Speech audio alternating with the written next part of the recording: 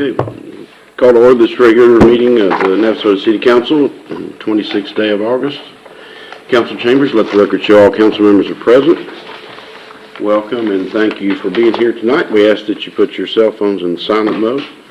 And visitors, if you would, please sign in. And if you wish to speak under visitors' remarks, please fill out the form found in back. State your name and address at the podium, as we must document all meeting business and remarks limited to 3 minutes. Tonight's invocation will be led by Pastor Betty Tompkins at the Salem House of Blessings, and then followed by the pledges.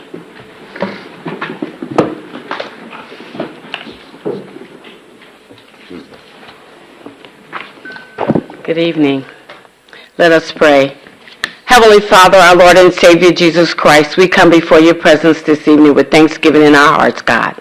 We just ask, Father, that you would just bless the city of Navasota, our mayor, Lord God, our councilmen and women, Father, and every person that's in leadership roles, Lord God. We just ask for you to bless them and protect them and keep them, Father. And this whole town of Navasota, Father, we bring them before you, and we ask, Father, that you would just bless and keep in touch and show us, Lord. Dispatch your angels of mercy all around about us, Father. We ask for your grace and mercy tonight and every day, Father, that you would just protect us, God, and keep us safe from any hurt, harm, or danger. And we just praise your name today. And we give you glory and honor, Father, in all that we say and do. In Jesus' mighty and precious name, amen. And thank you, God. Amen. I pledge allegiance to the flag of the United States of America, and to the republic for which it stands, one nation, under God, indivisible, with liberty and justice for all. Honor the Texas flag. I pledge allegiance to thee, Texas, one state, under God, one and indivisible.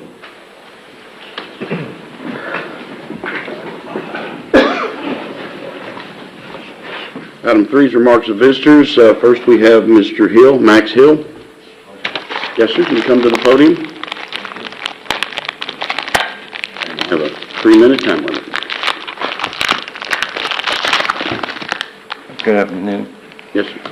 gentlemen and ladies. I'm here, I live in Pecan Lakes, and we have drainage ditches over there that you guys, and the weeds are extremely high. And I've been told that it's your responsibility to make sure that in those ditches that the weeds are cut down and stuff. So we'd like to do that. On the next thing on my agenda is, I approached the chief several weeks ago and told him about the speed signs in our neighborhood. And I talked to, is it Jose, or I talked to Jose, and he put one up on Fairway Lane, but it's right just as you go into this subdivision instead of back there at the junction of 105 and Fairlane Drive. It should be back there, so it's a half mile all the way up to that speed limit sign. And we've got people kind of speeding around in our neighborhoods. I'm talking on Facebook, and a lot of people would like to see the speed limit lowered from 30 to 25, but the signs have not been put up. And I've talked to Jose, and he says he has the signs in, and that's been several weeks ago that I've talked to him, and they still are not up. And also, we got people running stop signs, and I understand that you're 4 officers short on the police department. Can you fill them vacancies so that we can have the whole city of Navasota can have the adequate protection? I drive up and down this street several times a day and barely rather see an officer on the street. So, we need some type of more protection police-wise. If you can't, 4 officers, actually I'd like to see a total of 8 officers put in, so that we know that we're safe. And that's about all I have to say, gentlemen. It's just that, in our neighborhood, we've got kids playing in the street, and one of them's going to get hit one of these days by a speeder, and somebody's going to have an accident at a stop sign because nobody's stopping. So if you could kind of help the law enforcement officers, I appreciate it, about getting us some adequate protection and stuff. And there's supposed to be some people here from Nevis, from my subdivision, along with Mr. Bill Colson, but they didn't show up, so. Anyway, gentlemen, thank you for your time, and ladies, I appreciate it. Have a great day. Yes, sir. Thank you.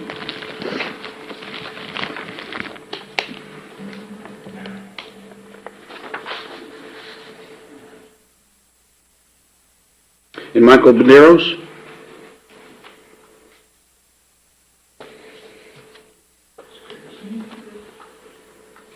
And you'd indicated item 6, which is coming up, which you can also have the opportunity if you want to do it. All right, then or just now. wanted to find out if that, because if we could say something out of the audience out here in regards to that, I'll save that. The other thing I wanted, and it's pretty much reiterating what this gentleman just shared, is basically I live in Pecan Lakes also, and there seems to be amongst the folks over there some kind of a zone of confusion on who is responsible for enforcing the city ordinances, and those that are based on maintaining your lots to a reasonable mowing, that type of a thing, dead vehicles, RV vehicles, trailers parked in the community, and also debris and trash. So we just want, if we can, at some point have you folks address that.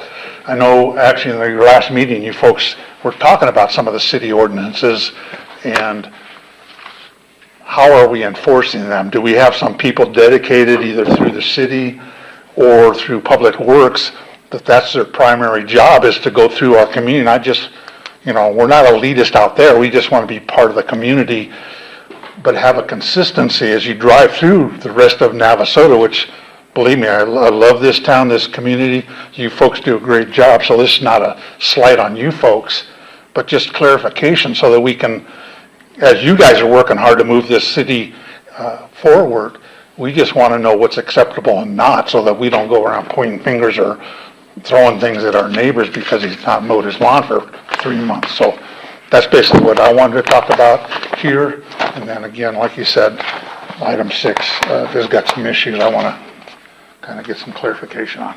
Okay. Thank you.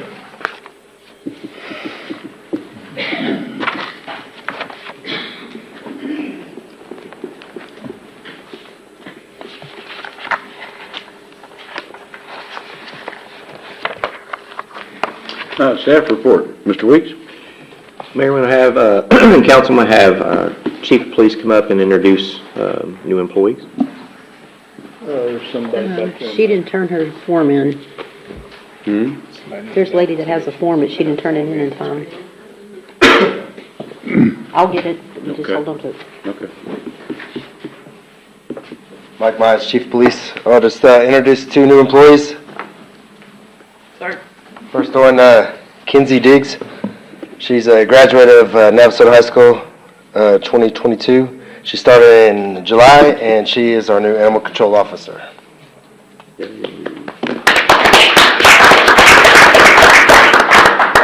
Second, Caitlin. She came also aboard in July as a telecommunicator dispatcher. She did come with 5 years experience from A&M UPD dispatch and Brazos County dispatch, and she already holds her advanced dispatching license. Yes. Photo op.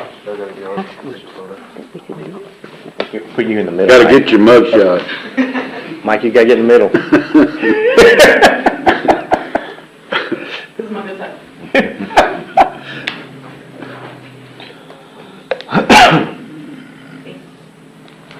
Welcome. Yes, welcome. Thank y'all. Mayor and council, next I'm going to have John McKay come up and give us an update on our CIP projects.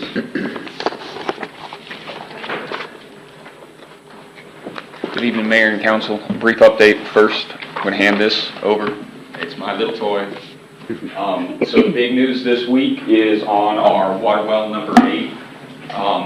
So they've actually done a test hole down to about 1,200 foot. Tonight they're actually doing the loggings on it.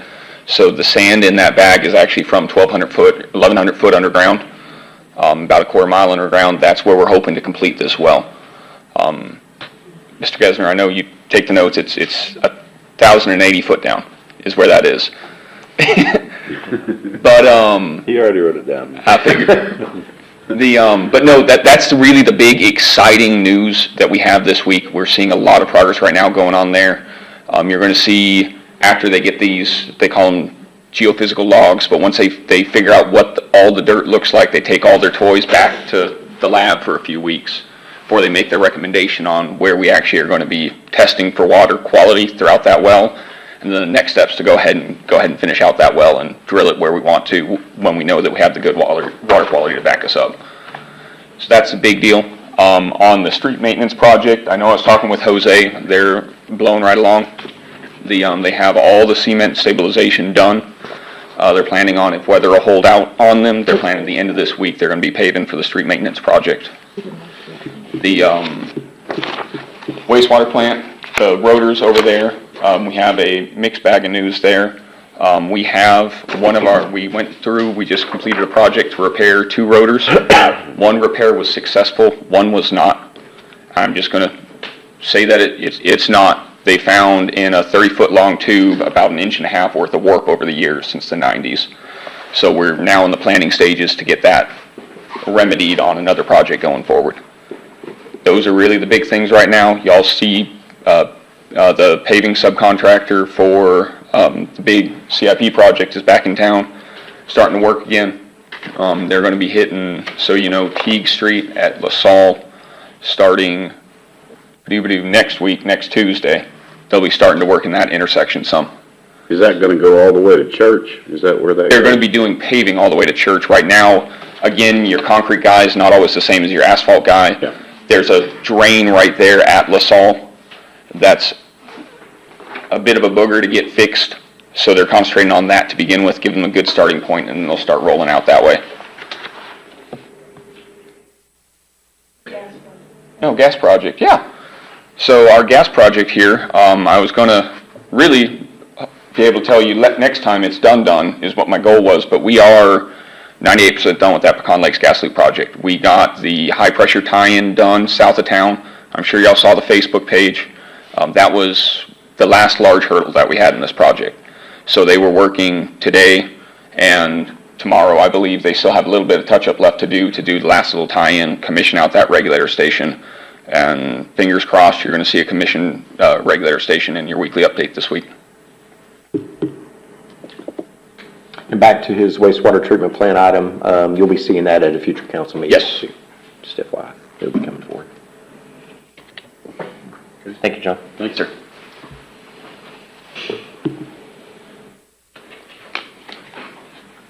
Any reports from council on boards or commissions? I did miss the airport board meeting, so.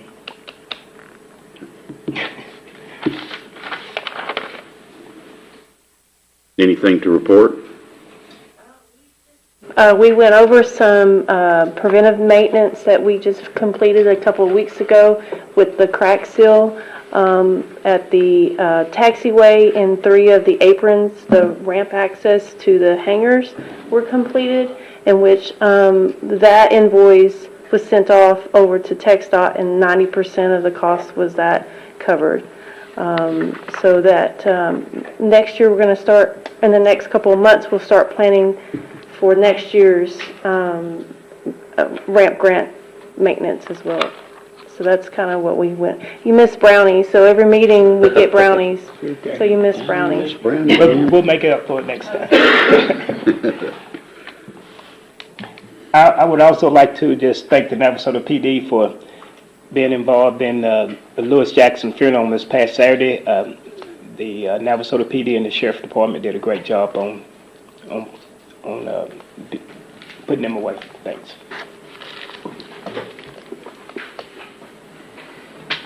All right, just a reminder that we have a huge amount of great opportunities for senior activities through the city at the Navasota Center.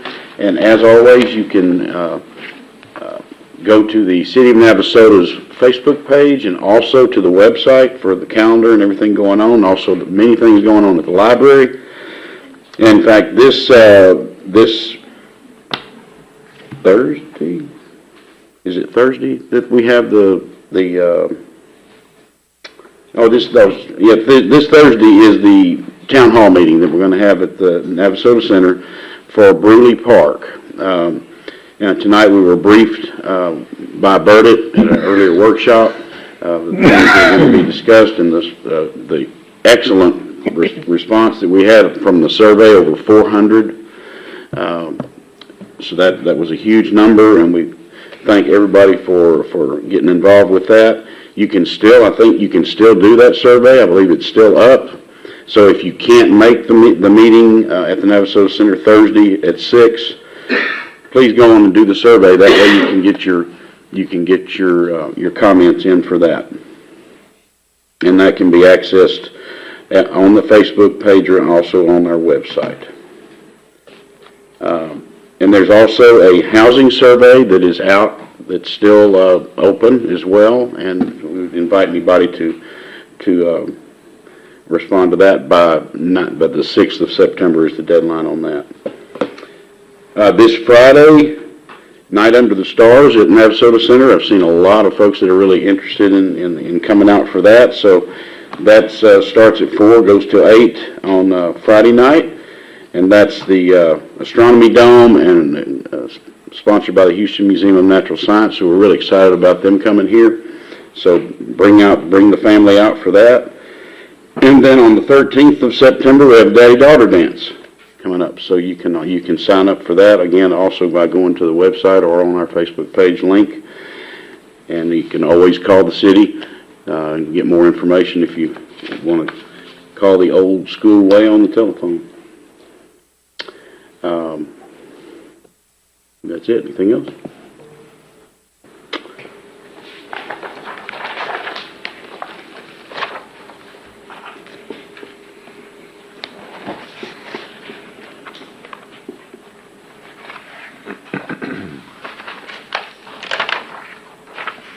Item 5 is to conduct a public hearing for the purpose of receiving public comment and testimony regarding conditional use permit application submitted by the City of Navasota for the property located at the southwest corner of Farquhar and Holland Street in Navasota, Texas, Grimes County, 77868, legally described as H&TC Block 107, Lot 11 and 12. Conditional use permit application request to allow for parking as a primary use, a conditional use listed under Article 13 CBD Central Business District. And, yeah, I'll read that later. Open the public hearing. Open the hearing at 6:19. Okay. Mayor, City Council, good evening. Lupe Diosdado, Development Services Director. I just want to briefly summarize this item. It is a public hearing, as you mentioned. Planning and Zoning held a public hearing on this on August 8th. The reason for the public hearing is, I guess in the last, this year, the city acquired the Navasota Theater Alliance property with the intent to kind of alleviate some downtown parking concerns and make better use of that property. Through discussions, it was determined that a parking area for the police department primarily would be a good fit for this property with the close proximity to City Hall. And so going through that process, parking as a primary use in the central business district is a conditional use, meaning that it requires planning and zoning and city council approval for that use to move forward. And so on the 8th, planning and zoning held a public hearing. There was lots of comments, lots of discussions, a lot of concerns. Both P&Z and the public shared concerns about the proposed material of the fence, screening material, landscaping, lighting, and the pavement itself, or lack thereof. They subsequently voted on a recommendation to approve the conditional use, parking as a primary use, however requiring that the site plan come back to planning and zoning in the future once staff kind of address some of their concerns. And so staff has been working on putting together some ideas on that if the item moves forward. I know that Chief Mize and Jason and John probably can add a little bit more info if needed, but if y'all have any questions, it is a public hearing, so it's open to anyone. And I believe in your packet you do have that original proposal for the site plan layout. That was what was presented to P&Z initially, and then the updated ordinance meets their recommendation, which is come back with the site plan at a later date. So that is current per their recommendation. I think, Lupe, one of the comments that I remember from the meeting was about ADA compliance and the number of parking spots. Carrie, do you have any information on whether that can be attached to our parking lot here? That is something that Mr. McKay has researched, and it's my understanding from the regulations that there can be, that there's a way to Correct. address ADA on this site rather than that particular parking site. So, yes, and I think John can explain further. So a couple of good things have come through this. I actually audited downtown parking for ADA compliance in general. We passed. That was nice to see. But what it came down to is finding the actual code 208.3.1, which talks about where parking is concerned, its concern is mostly with the access to an accessible entrance. So we have two of those here, front and back. So in the way the rules are written, and there's an exception number 2 in here that specifically says a lot over there, if it makes more sense and it's more accessible and more convenient to a user to have the parking closer, you can go ahead and have that extra accessible spot pulled closer. So you still have to have one for that lot, but you can have it closer to the accessible entrance.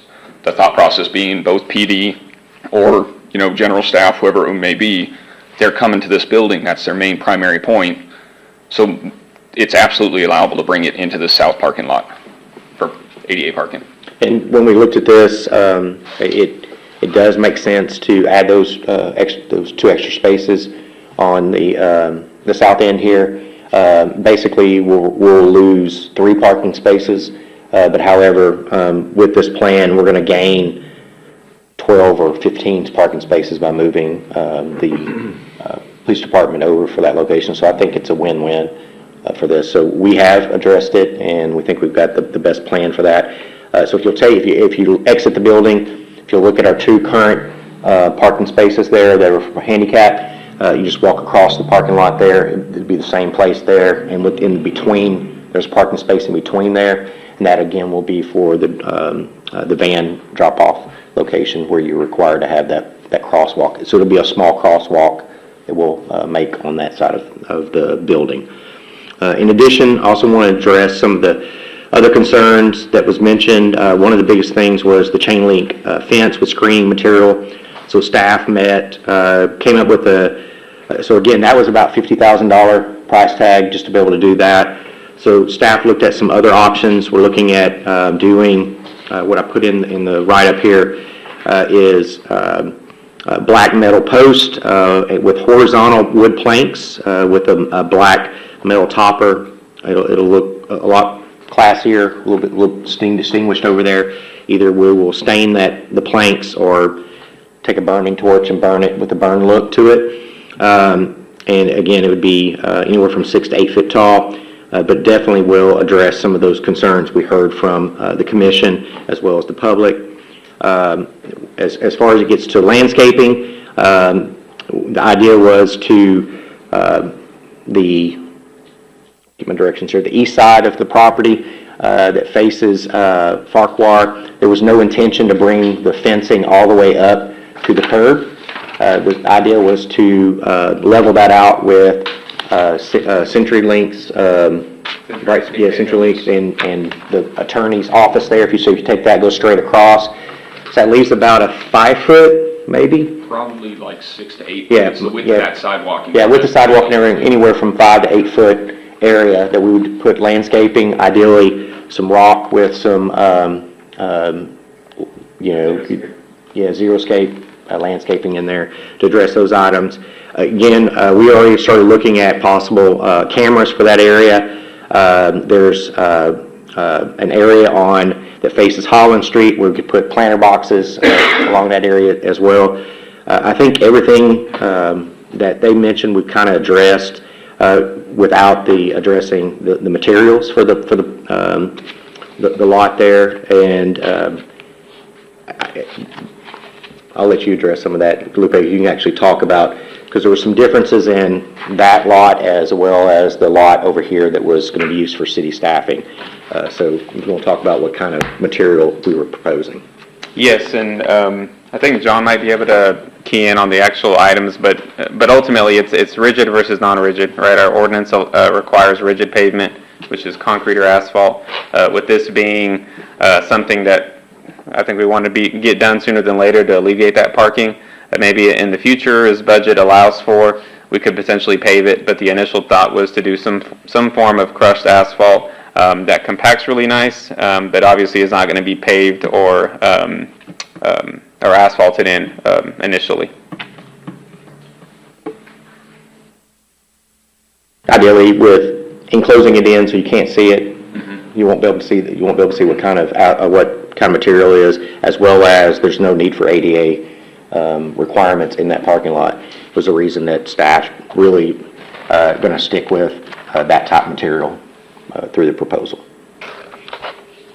Didn't the ordinance say that if we build something that it would have to be asphalt or concrete? Yeah. Yes, that's generally the requirement. There is one thing to note about this process in particular is that this is a conditional use, right? And if you read our Code of Ordinances, conditional uses allow for unusual site development features, and that's why they require the specific authority, right, of planning and zoning and city council. So it means that sometimes those uses can vary a bit from standards, and so that gives council some flexibility and discretion. For example, the food vendor park that council approved a few months ago with Mr. Neil Martinson, right? He went through a specific use permit process, but again, it's that use permit process that allows for some variation. So even though it's in the ordinance, it's there for a reason to ensure continuity of all the developments. But it does allow for some variations depending on a case-by-case basis, right? A parking lot for police department that's screened, that's not available to the public, is not the same thing as the parking lot for a new HEB, right? Those are different uses, and they're going to have different kind of traffic. I guess my other concern would be that I'm gonna use the name Jane Doe. If Jane Doe comes to you and want to get a permit to build something, he's going to have the specs of exactly how he's going to build it to present it to you, right? Correct, yes. Okay. If that Jane Doe is also asking for a conditional use permit process, they're going to have the same options in terms of flexibility than But we don't have that. So you're asking us to approve something that we don't have yet. Right. I mean, yeah, and in theory, if a resident or a Jane Doe came in and they also wanted a conditional use permit in the downtown, they would have those same options, at least to present something that's maybe varying from the standards So of it. you just presenting this tonight, you're not asking us to vote on it? On the ordinance, yes. And then it's council's discretion if you want to include the site plan as presented or any other changes that we've highlighted today. I'm sorry, what I think I remember happening at planning and zoning was you gave us one ordinance, they broke it into two, and then they said, we're not approving the site plan, but this other one can go through. So I don't know how we could approve the site plan since P&Z hasn't seen one, or hasn't approved one, right? So we could only really approve just the permit to have a parking lot. Well, with conditional use permits, they're unique in the sense that the site plan is attached. And planning and zoning did recommend that, right? That is what planning and zoning recommended to council, is to approve the conditional use permit and allow for the site plan to come back at a later date for approval. That is their recommendation, that is their vote. With conditional use permits, they're tied together. So if council agrees with that recommendation, then it can proceed in that manner if council so chooses, or you could adjust that recommendation. All right, that's why it goes through two steps, council and planning and zoning. I'm not going to speak for planning and zoning, but I do recall that that's the only reason they approved it was because they knew the site plan was coming back to them. Right, yes, yeah, absolutely. That I'm just outlining all the steps available. Right, but I think you said to him that we could agree with the site plan as you've presented it to us, and that's not really the case. We can't really approve that yet because it hasn't gone to P&Z. Yeah, Councilmember, I think what you could do in your approval of the ordinance, you could, as part of that ordinance, say that one of the conditions that we are going to allow is the exception, that it's not asphalt, that it's not concrete, that it would be a parking surface that is as described. When you look at section 19.2 of the ordinance, it does say to the council may on its own motion amend, supplement, change, or modify the regulation standards that are established in the ordinance. And so there's a process for that, and so the process of going to P&Z for a public hearing and City Council for a public hearing will allow you that discretion. I agree with the way Lupe is presenting it to you.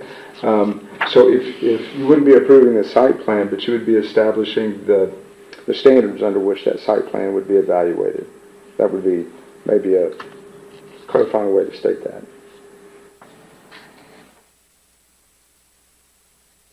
I just don't believe that was the understanding from P&Z.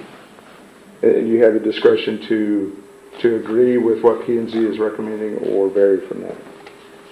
So that's really the decision before y'all tonight. One of the decisions. Yeah.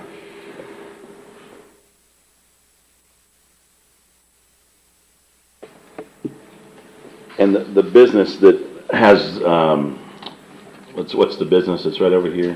Lone Star. Yeah, she did come and speak at the P&Z meeting, concerned that it may block anyone's ability to see her building from downtown. Mm-hmm.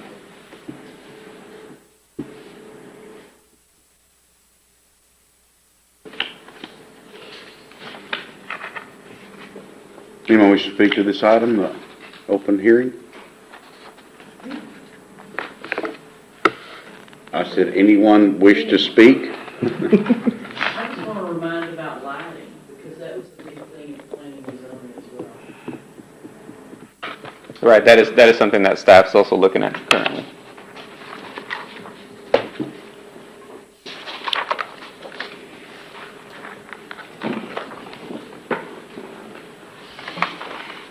And just to add, I think that the chief's, there was a lot of discussion about why the police department needed this, and I think all of that's probably valid. And so I agree that it's probably be very good for the police department to have a place that's close. I did ask, is there not another place that we could allow them to park that they would be able to carpool over, or not carpool, but jump in their car somewhere else, at maybe the new fire station, once that gets built, or something like that. But, anyway, it's just...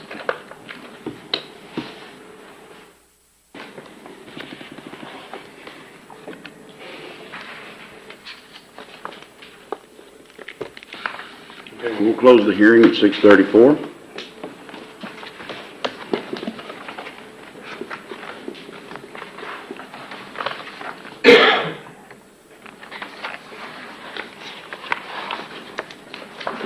Consideration and possible action on ordinance 1050-24, approving a conditional use permit application submitted by the city of Navasota for the property located at the southwest corner of Farquhar and Holland Street in Navasota, Grimes County, Texas 77868, legally described as H&TC Block 107, Lot 11 and 12. Conditional use permit application request to allow for parking as a primary use, a conditional use listed under Article 13, Central Business District. Mayor, I move that we make a motion to approve the conditional, with condition, the conditional use permit ordinance 1050-24, conditional use permit submitted by the city of Navasota for property located at the southwest corner of Farquhar and Holland Street in Navasota, Grimes County, Texas. Legally described as HTC Block 107, Lot 11 and 12. Conditional use permit request to allow for parking as primary use, conditional use listed on Article 9 CBD Central Business District.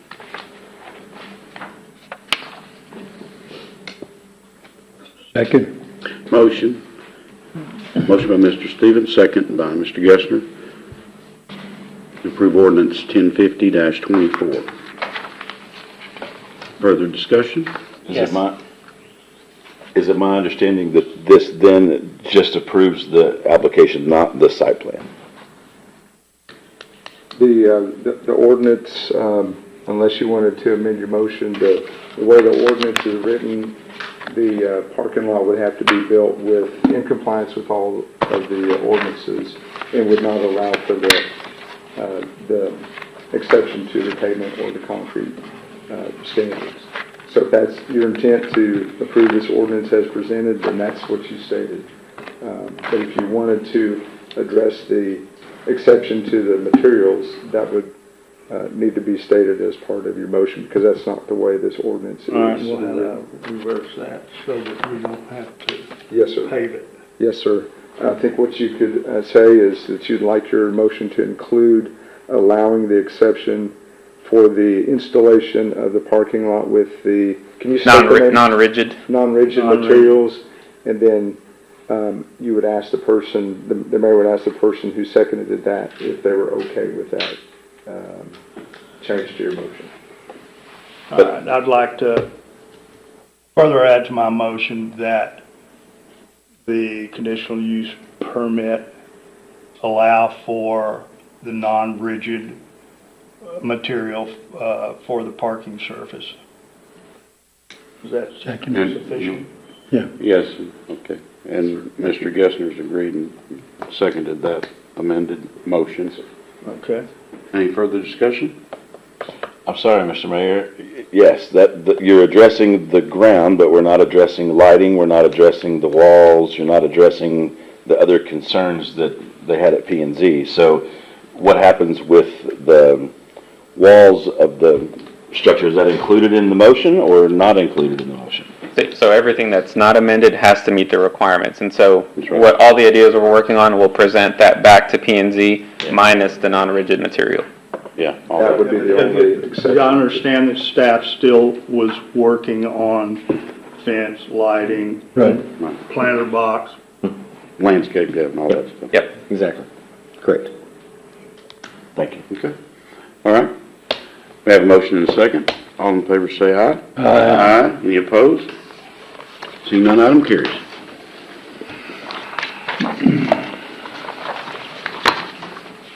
Item 6, conduct a public hearing for the purpose of receiving public comment and testimony regarding a zoning amendment initiated by the City of Navasota for the purpose of prohibiting tobacco, hookah, and, did I say that right? And vapor retail stores in Navasota, Grimes County, Texas. Proposed zoning amendment amends Article 4,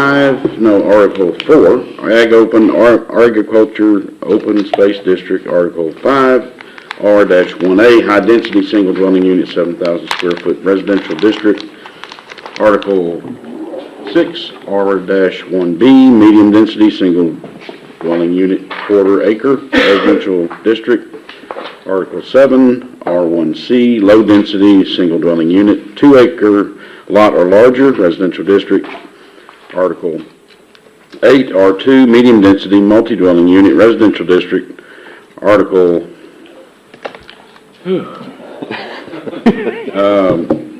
As presented.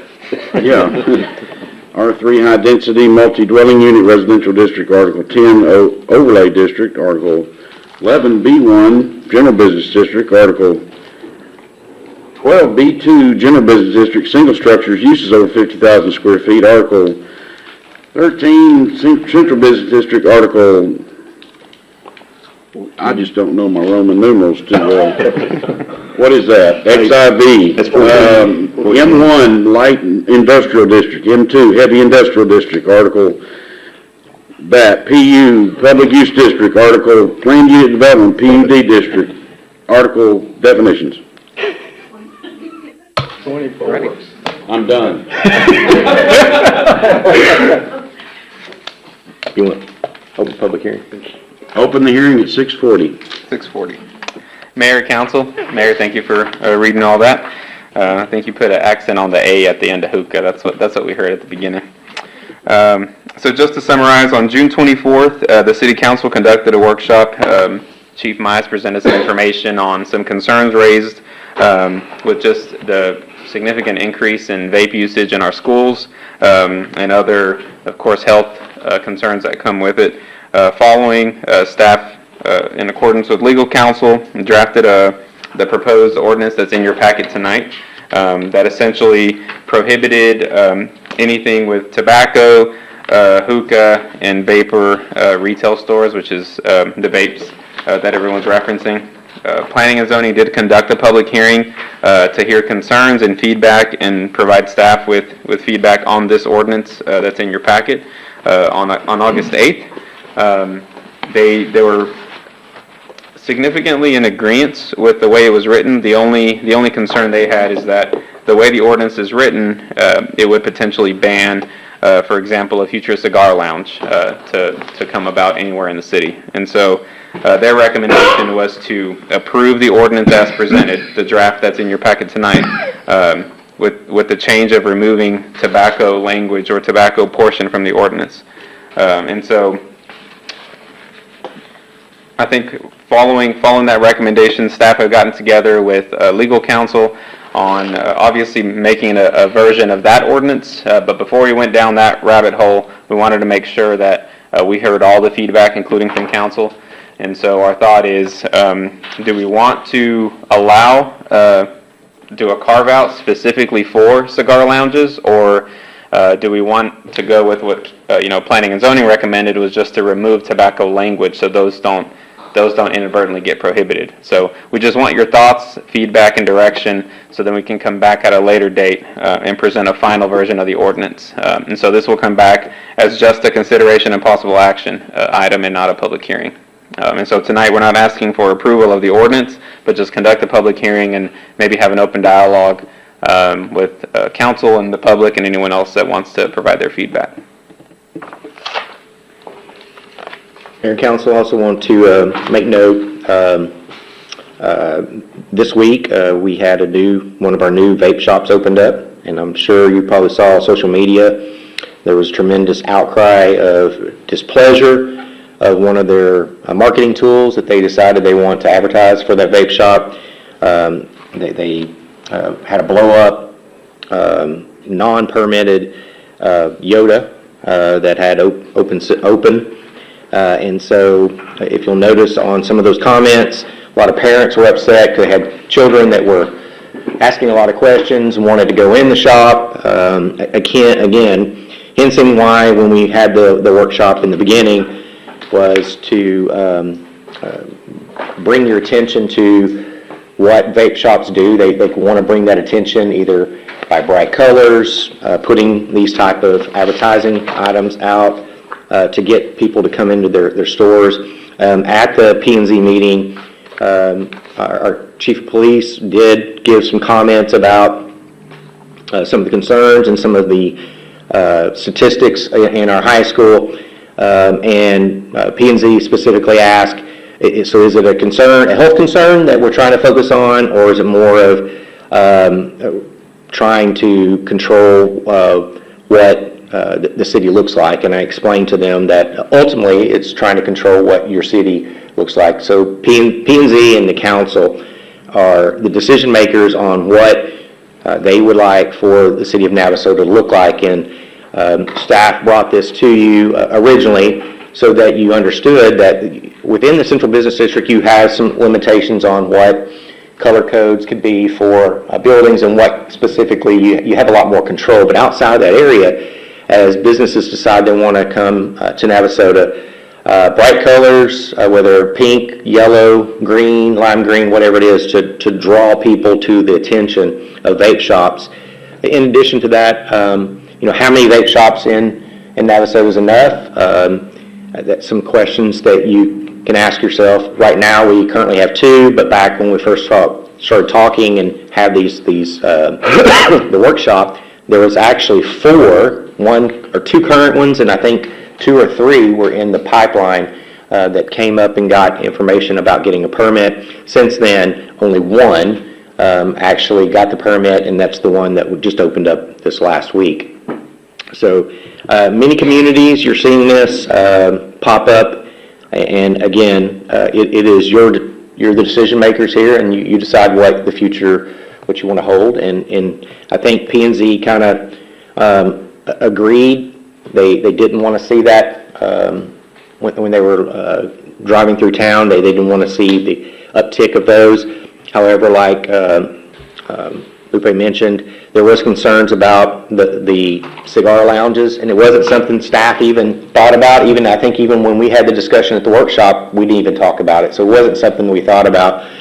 So one of the things staff and legals talked about is if council so chooses, you want to continue moving forward with the original proposed ordinance and then carving out some way, doing a carve out for the cigar lounges. That's something that our legal counsel can do. It's just, as the mayor read that agenda item, it covers a lot of our chapters within our code of ordinances, and to go in there and do a lot of changes, a lot of legal work. And so before we put a lot of time and effort in doing that, we wanted to come tonight, have the public hearing, get your feedback along with the community's feedback, and then give direction to legal counsel about what your desires are moving forward.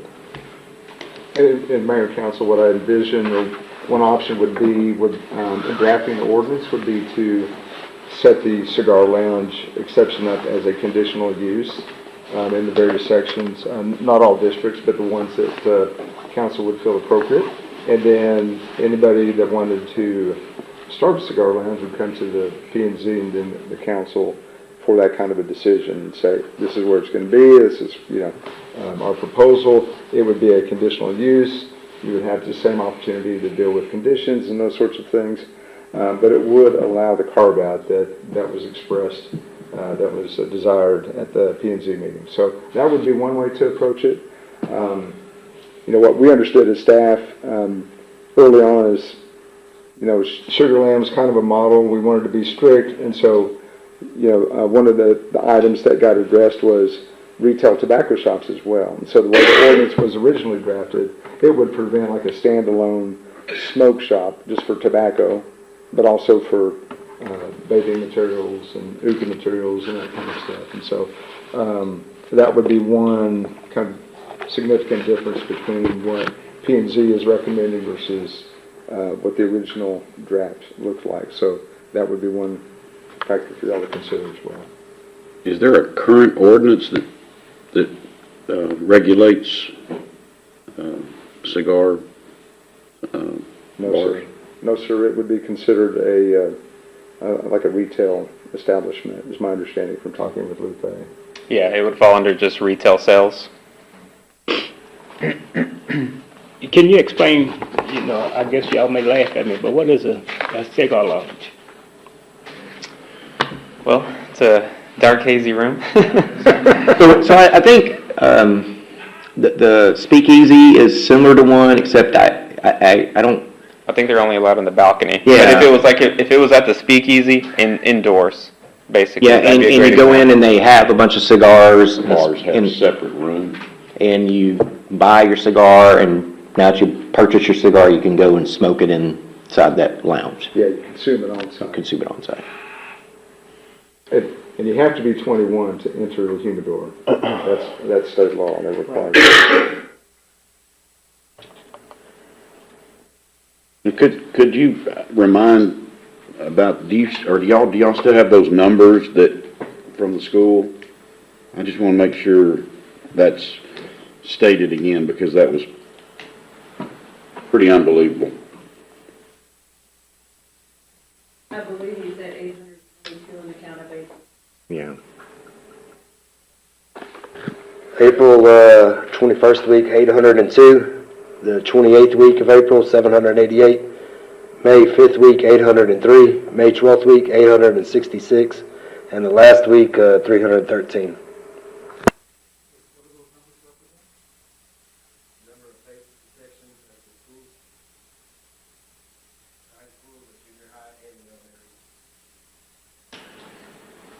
That they had it on them, or they had encountered it. Yeah.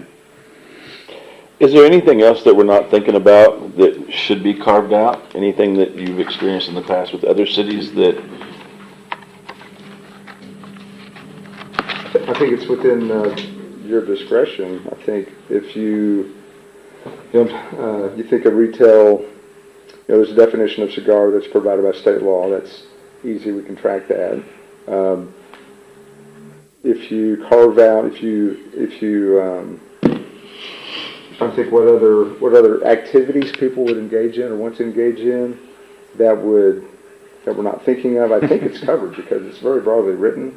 It covers vaping, it covers the e-cigarettes, it covers the hookah lounges, and the sale of those products, the tobacco related to that, and any, in my research, there's a special kind of tobacco that it's called shisha, with respect to hookah, and so that's probably something that I would want to add into the ordinance to address specifically, just to make sure that that's covered.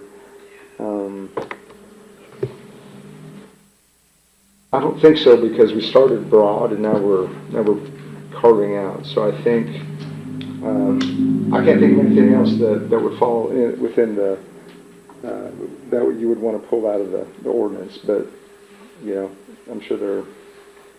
I guess you could say cigar bar or similar type establishment. Well, if you say similar, then they're Well, I going don't to have an think argument. Then it gets really big. Yeah, then it's Yeah. lawyers argue about that for years. Right. So. But you also, or someone said that, like the tobacco barn would not be, That's part of, would not, yeah. I think It's we- separate, your own standalone. Currently, we do not have any in town. And also, I But think that's what we were trying to, I think, find out, was it considered to be part of Brookshire Brothers, or was it its own separate building? I'd be curious to know their percentage too on sales, because they do drive-through, and I know they sell alcohol in the drive-through as well, so I think they sell more beer out of there than anything. I think, that's what I'm thinking. It may fall under the 50% threshold. I'd just like to comment that it probably, this ordinance will also prohibit paraphernalia and other kind of retail crap that gets sold at those places. Yes, sir.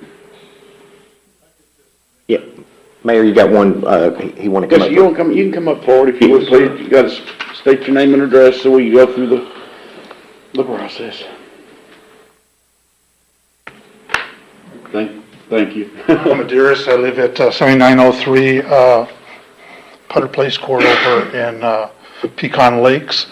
And I just have a concern about putting the word tobacco to cover a bunch of things when cigarettes are probably your biggest offender as far as a tobacco product. And I have nothing against people that smoke, because I think most people that smoke cigarettes now have become very conscious culturally of what a cigarette represents, and as far as offending and violating other people's space. I'm a cigar smoker for 50 plus years. It's a traditional thing. My father smoked cigars. One of my grandfathers smoked cigars. It's a whole different world. And to take a cigar and put it in with hookah and vaping it should be criminal. Because a cigar is something that's a sophisticated thing, and we are in Texas. I don't know how many Texas cowboys I've seen smoking a cigar.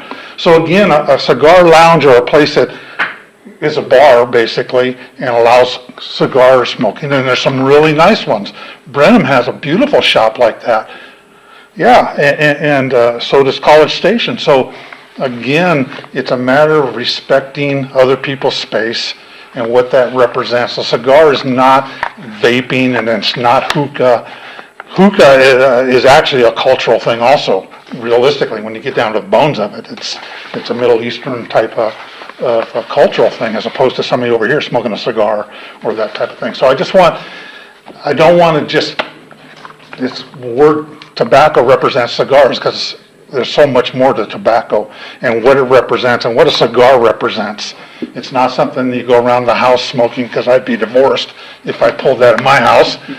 But at the same time, respecting that, I sit in my driveway. I love to sit there with a cigar and a cold cocktail or a beer and watch my neighborhood and enjoy that cigar.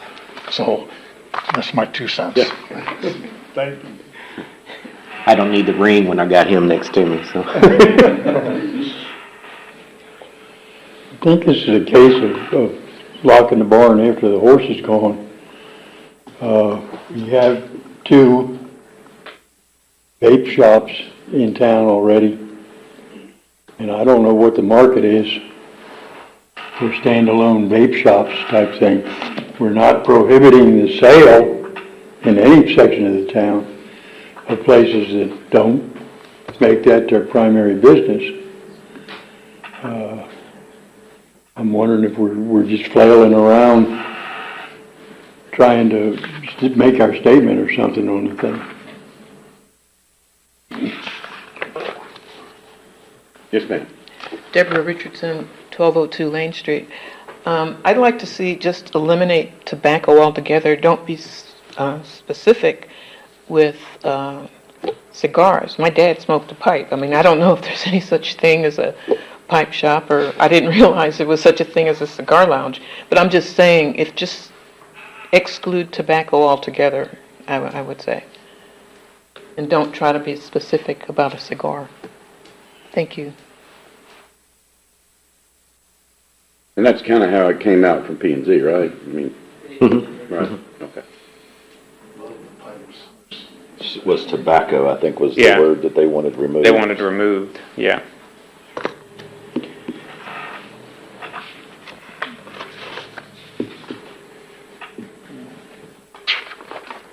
Well, I'll just say that I was a little bit disappointed in seeing the big Yoda go up. I thought that city staff had worked with the folks and they were kind of trying to make the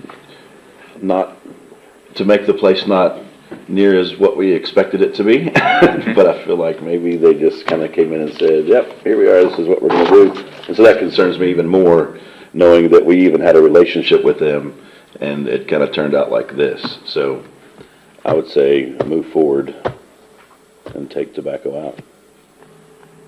Got a motion? And that's not a Not a motion. vote. We're not there yet. But I don't think We're voting still on it. having, our hearing. Anyone else wish to speak to this item sheet?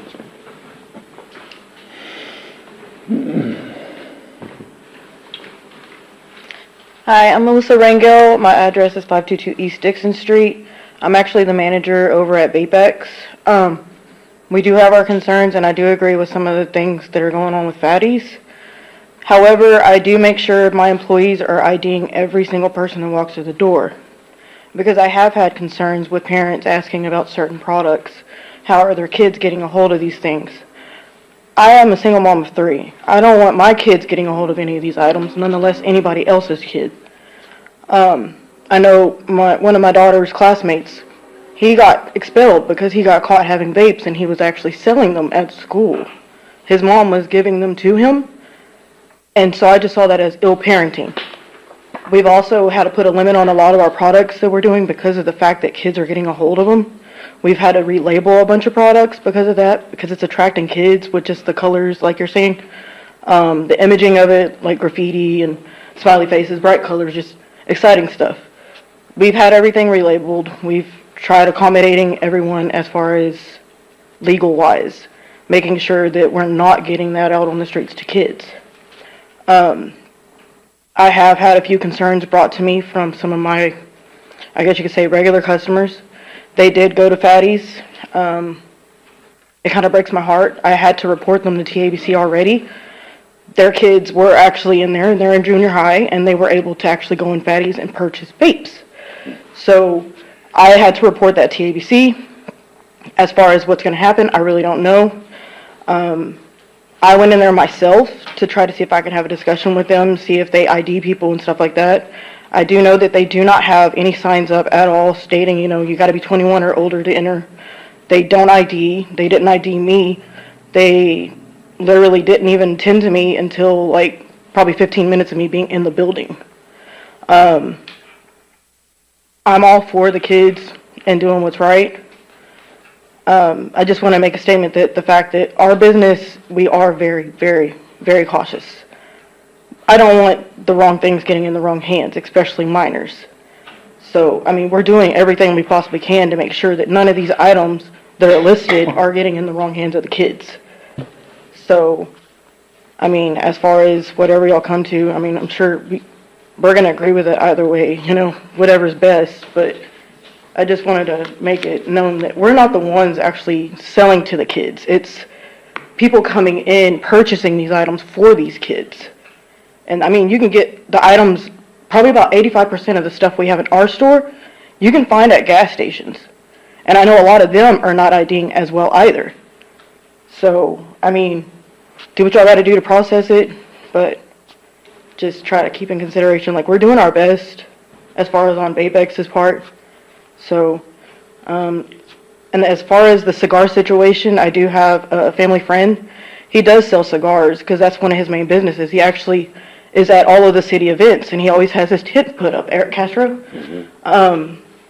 I know that's a huge part of his profit as well, and I don't want tobacco causing something to go wrong for him on his part, because I know that's a huge part of him and supporting his family. So, and I know it's a passion of his as well, so kind of, I guess I'm going with the other guy, like pushing towards the tobacco cigar situation. Like, we even sell cigars at our store. Fresh cigars, stuff like that, I don't think that should be a part of the issue. And was the owner of that place here at the last? Yes, he was.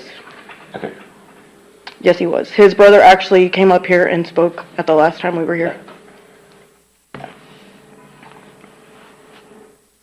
All right. Well, we appreciate your Thank you. comments. We do. Thank And you. also we have, I know you know who he is, Mr. Bill, Mr. Waka.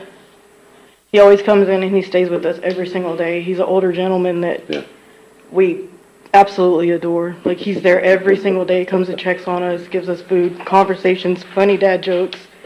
I also don't want to risk, him not having nothing to do, because we are what's keeping him going. But just for clarification, this doesn't close down anybody that's currently open, right? They can Correct. still operate. That is correct. And doesn't stop anybody from selling anything. It just seems to me we're addressing the wrong problem. We're addressing such a small part of it in trying to keep any more of these from coming in. I don't know if the market is saturated or not, but we're not stopping anybody from selling anything. So, Mayor and Council, one of the other things, similar to the Yoda thing, let me remind you, when you get outside the central business district, you have no control over what the aesthetics of a building, you don't have that control anymore. And so by knowing that generally, not our current, well, actually one of our current, they use bright colors. And if you traveled a couple other cities, I know a city that's north, east of us, that has a bright green new facade on their building. If you're okay with that showing up in downtown or close to downtown area outside the central business, that's what I'm talking about. It's no, the part related to the kids, they're going to get it. I think what I explained to P&Z was, it was, back in the day, teenagers would find ways to get alcohol. Now teenagers are finding ways to get vapes. Doesn't mean that we need to make it any more easier for them. But the biggest concern that the reason I'm bringing forward, it has to do with the aesthetics and what do you want these future businesses to show up? And we have two right now. Especially who knows what else we'll have. being gateways to your community. Correct. And I think that was, if I'm not mistaken, that was some of the concerns of P&Z. They did not want these to show up in the gateways. They even looked at carving out an area, maybe our industrial district. You can have whatever you want out there in the industrial district, but just in your gateway areas, they didn't want to have that. But I think we are kind of limiting the sale by not allowing the business. Right. But people are going to, people will get whatever they want from wherever they want. And we have two businesses that they can go to and buy what they would like. We got more than that. Yeah, more than that.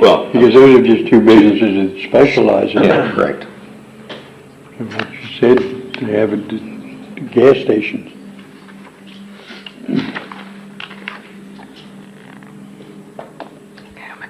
Thank you again. Anyone else wish to speak to this item?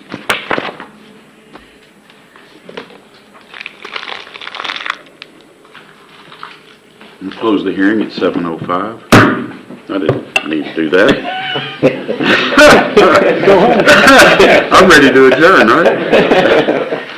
Let's pull that back. It's all those X's and I's and B's. So on this item, Mayor, we're asking for direction from council. So you won't be approving an ordinance, but you'll be approving the direction you want us to bring back an ordinance to be prepared. I think the recommendation from P and Z is what I'd like to see come back. So How long does it take to do an ordinance? We can, y'all can do a motion to postpone to the next meeting, and we can have, we could have that. It could be done by now. Yes, sir. I'll entertain that motion. I'll move to postpone it to the next meeting. Okay. Second? Second? Okay. We got a motion and a second to postpone. All in favor, say aye. Aye. Any opposed? Seeing none, item carried. Just to clarify, you want to see what the P and Z recommended to the council as the ordinance. the intent of the ordinance? Yeah. Okay. Okay. Okay. Thank y'all. Thank you. Thank y'all. Item 7, consideration and possible action on approval of selection of Brooks, Watson and Company, PLLC, as the external auditors to perform an independent audit of the financial statements of the city for the fiscal years ending September 30th, 2024, 2025, 26, and 27, and 28, with the option to extend this contract for 2 additional one-year terms and other related services. Good evening, Mayor and Council. Article VIII, just kidding. Article 8 of our charter states that City Council... She's the money girl. I mean, I'm not from, I know they say when in Rome, but we're not in Rome. Article 8 of our city charter states that City Council shall request an independent audit to be prepared annually by a certified public accountant covering all of the city's financial affairs, including operating results for the year and financial statement at the close of the fiscal year. So for the past 8 fiscal years, we contracted with Crow, which was previously Belt Harris Pahachek, to provide this independent audit for each fiscal year ending September 30th in order to bring fresh perspective and to ensure a thorough, unbiased review of our organization's financial processes. Staff is recommending transitioning to a new audit firm. Staff has proposed a budget amount of $60,000 for the annual audit in the FY 2024-2025 budget. An RFP was submitted to 10 local firms on June 28th of this year, as well as posted on the Texas Municipal League website and the city's website. A total of 3 of those firms submitted a proposal to be considered. The deadline was August 2nd at 2 p.m. And the city manager, city secretary, CFO, and accounting manager met on August 6th to review and score all the proposal submission documents from Donald Allman, Batillo Brown and Hill, and Brooks, Watson and Company, PLLC. I included their scores there for you. We are recommending that City Council approve the selection of Brooks, Watson and Company, PLLC, to perform the independent audit of our financial statements for the next 5 fiscal years, plus 2 potential additional one-year terms. Louis Breedlove from the firm is here to answer any questions for City Council. Mary Beth, I've got a question. When up under the 3 names here, you got the score at the end. What is that? Where you got score 80, score 82, score 96. Right, I included the grading sheets as part of the attachments that were in there. Who do the grading? The 4 of us that met on August 6th, that was Jason Weeks, the city manager, city secretary, the accounting manager, and myself. So you're saying out of these 3 companies, you all rated them? Yes. Based on the documents that they submitted.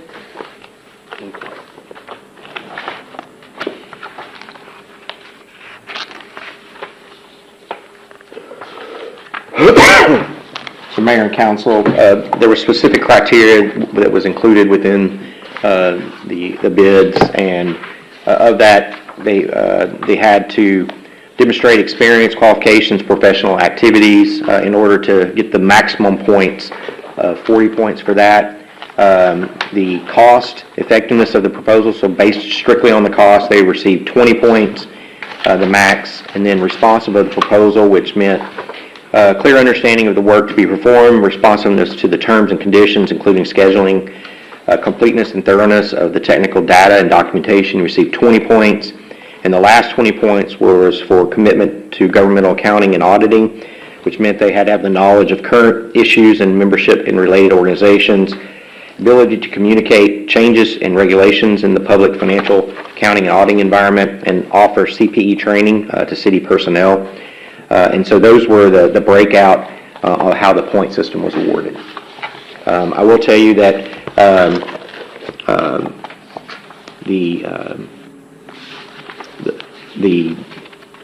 there was one that submitted a response. It was one scored fairly low.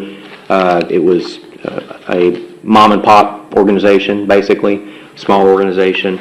Brooks and Watson provided a list of who was going to be actually on the audit engagement, provided the details of similar audits of municipalities.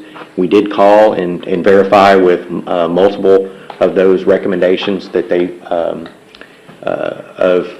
and received recommendations from those municipalities for their services. I think we reached out to 6 or 8 and got response back for, I think, 4 or 5 of them.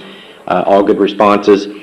And then Patillo, Brown, and Hill, again, they've been around quite some time, but the cost for theirs was quite extensive, a lot more than what Brooks and Watson was providing for us. So again, you don't go based on the lowest cost, you go based on the best value, and that's how it was broken out between the scoring. Did we get any local folks that are... These are the only 3 that submitted. And we did... That's a no. That is a no. Mm-hmm. Okay.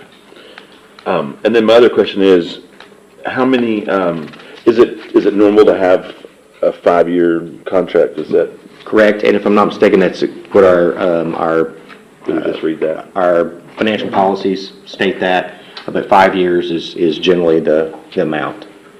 And the reason you put on the possible 1-year extensions, similar to what we ran into this, if there's some type of scheduling issue or turnover in staff, and you need have that accounting firm to stay on to help through that transition, that's the reason you have those extras. Councilmember Foltz, the contract does provide that it can be terminated with 30 days' notice, so you're not really locked in for that. If there's a performance issue, I'm not saying that there will be, but you do have an out. The city would have some discretion, so you're not locked in for those 5 years. Because the issue is probably not going to be with council, it'll probably be with how staff is able to work with them, would be my guess. And equally, they could disengage us too. Yeah. Correct.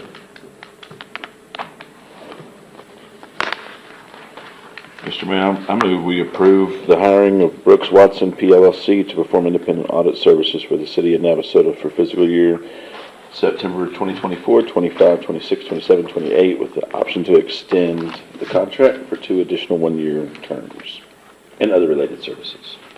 Second. Motion by Mr. Foltz. You got a second? Yeah. Kenny. Okay. Mr. Mayor, I have a question. On a single audit, under additional cost information, it says it will charge a flat rate of $5,500 for the single audit procedures. I didn't see this anyplace in the potential contract.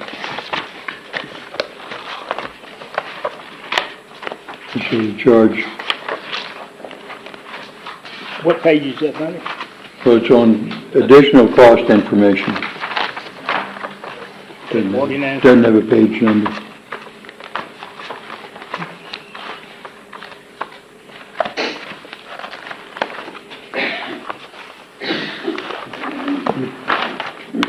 Are you talking about the auditing services contract, Mr. Hudson? Yeah, that's not in the contract, or I couldn't find it in the contract. Okay, we can, update that to have a separate column sure that that's in it. for single audit. So for sure, we know that we're gonna be single audit for this fiscal year that we're ending next month, and potentially single audit for next fiscal year. I don't even know if we'll be required to have a single audit this year. This year we will. Yes, We yeah, will. we'll hit that $750,000 Okay. amount. Mayor, Councilmember Gessner, can I clarify? Because the proposal was attached to the contract. Okay, Is that provision, that's in the proposal, correct? yeah. So I think it would be covered in the contract documents. The contract says that the proposal is attached as an exhibit to the contract and incorporated, but we can certainly address it specifically if you'd like to see that. I don't think that would be an issue. You want to confirm it if you're able to, or? So this contract is not from Brooks Watson. This is something prepared internally. We will be signing an engagement letter where those rates are outlined.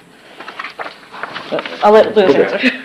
Yeah, so just to speak to that, yeah, if you do meet the $750,000 federal funds used, which sounds like you will, that would then trigger the single audit, which in the engagement letter has a set engagement fee, which is a flat fee, and then the single audit portion, which would also be a set fee as well. So If applicable. If applicable, and each year, it's evaluated every year to ensure that if this, and it may actually go up, it's not yet effective, but at some point, that threshold will be moved up to $1 million, and then maybe make it more difficult for some people to hit that threshold and not require that single audit requirement. That would be So, okay. Right. Okay. Okay, thank you.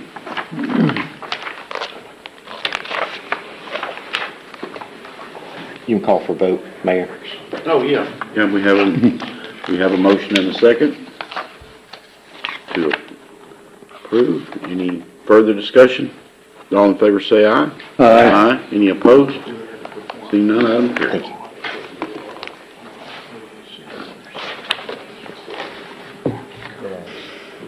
Thank you.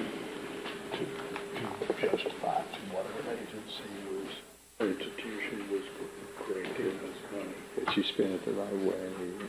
Okay, I guess,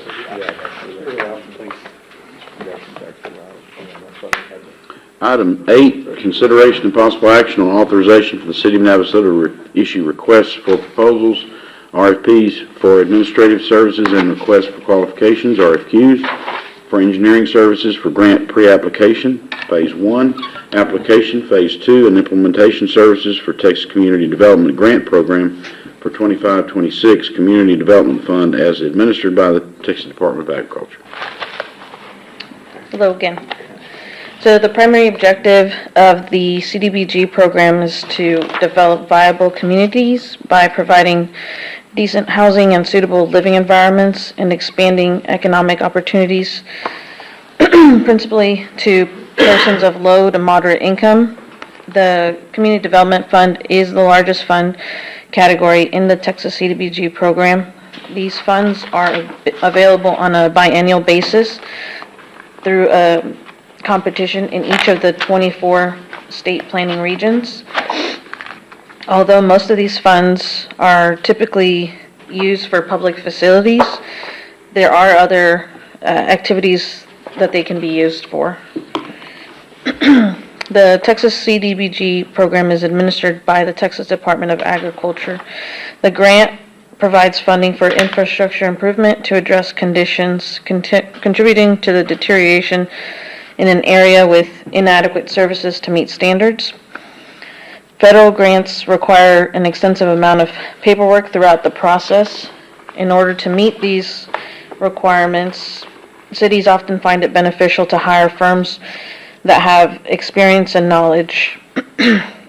So, therefore, we're recommending that City Council approve a proposal to seek grant administration assistance for the grant process by issuing an RFP for administrative services and a request for qualifications for engineering services. And Rachel Bobo from GrantWorks that made this opportunity known to us is here if there are any questions.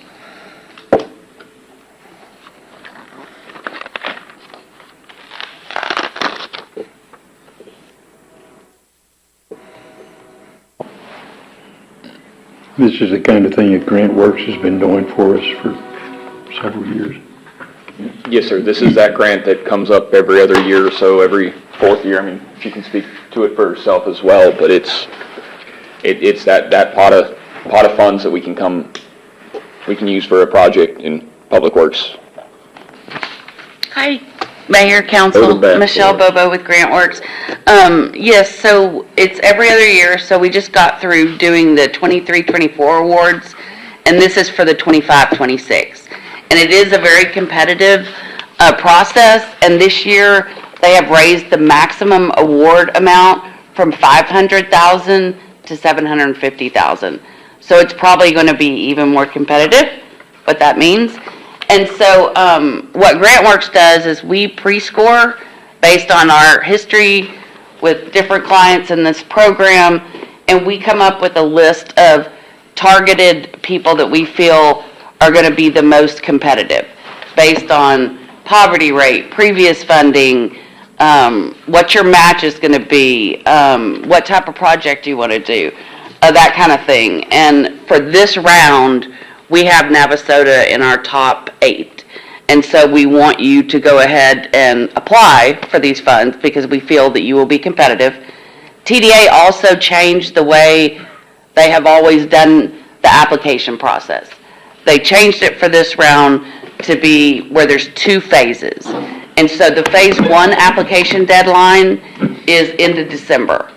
And then everybody that applies for phase 1, that will be like a short application, if you will. Then TDA will say, yes, you're invited to submit a formal application, January, February, whenever that later date's going to be.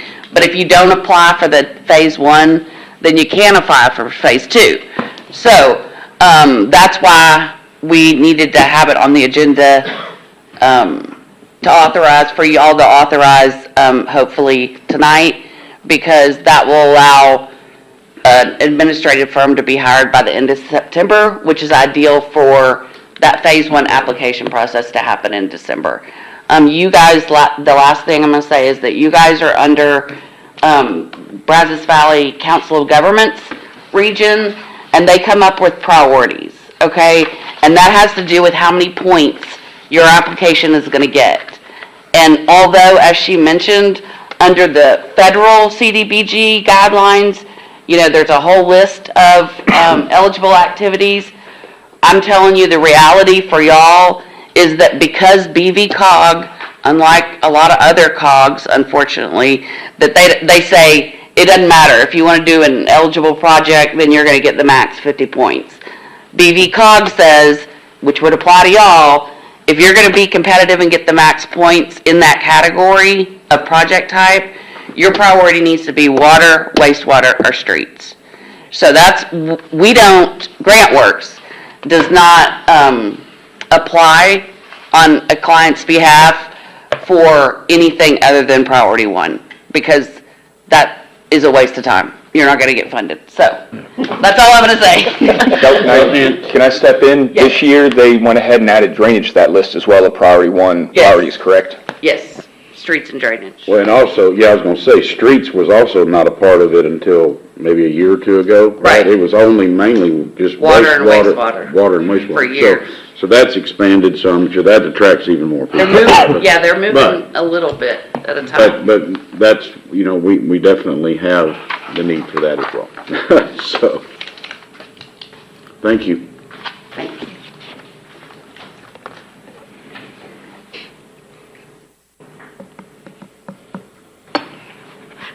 Mr. Mayor, I move we approve the authorizing the city of Navasota to issue an RFP for administrative services and an RFQ for engineering services related to the Texas Community Development Grant Program for 2025-2026 Community Development Fund as administered by the Texas Department of Agriculture. Second. Motion by Mr. Gessner, second by Mr. Fultz to approve the RFP and RFQ for engineering services for the CDBG 25-26 program. Any further discussion? All in favor say aye. Aye. Aye. Any opposed? Seeing none, item carries. Thank you. Thank you. Item 9, consideration possible action on interlocal agreement between the City of Navasota and the Navasota Independent School District. Mayor, City Council, for you, it's an interlocal agreement between the City of Navasota and Navasota Independent School District. We have one already with them for SRO stuff and so forth, but this one is for equipment, purchasing equipment, sharing back and forth like that. It's being presented at the same time right now to the NISD School Board as well.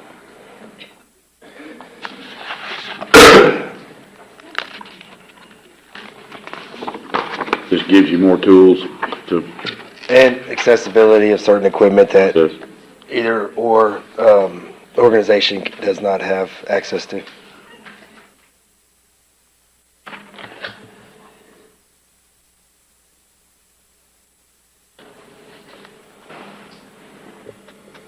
What kind of equipment are we talking about? So on this one, it's the metal detectors. Okay. We have access to the pricing really lower. There, they don't. Okay. This will help the school. Yes. And it's pretty much, if we were to purchase it tomorrow, they're gonna cut us the check right away type thing. They just don't have access to the lower pricing points that we do.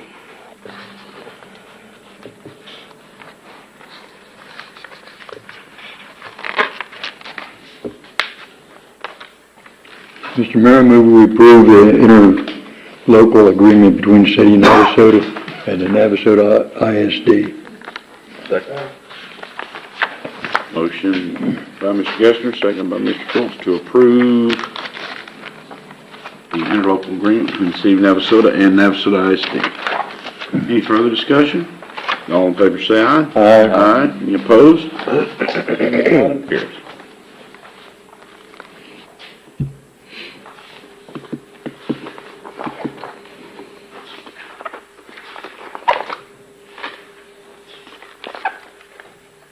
Item 10, consideration of possible action to approve an interlocal agreement between the City of Navasota and Grimes County regarding potential temporary jurisdiction of the Brosig Avenue Bridge project site.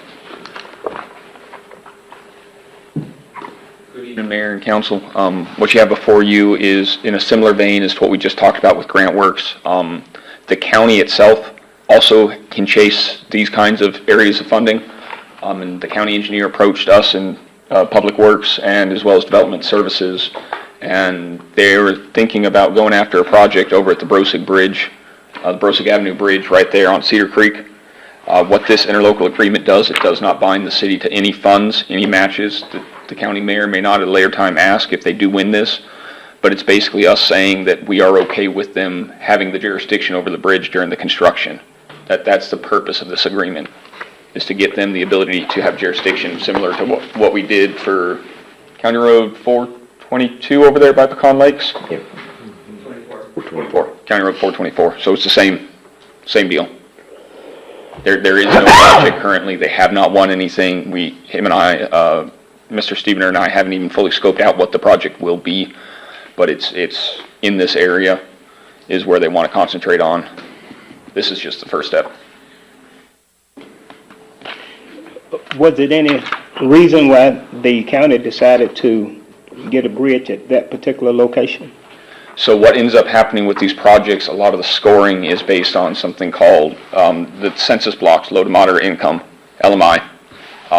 So the census block in Grimes County where LMI is greater than 50% is currently, it is a line down LaSalle in west and down the spur in south. However, talking with the engineer, with the county engineer, that bridge services enough traffic from those areas. They feel they can have a very strong application.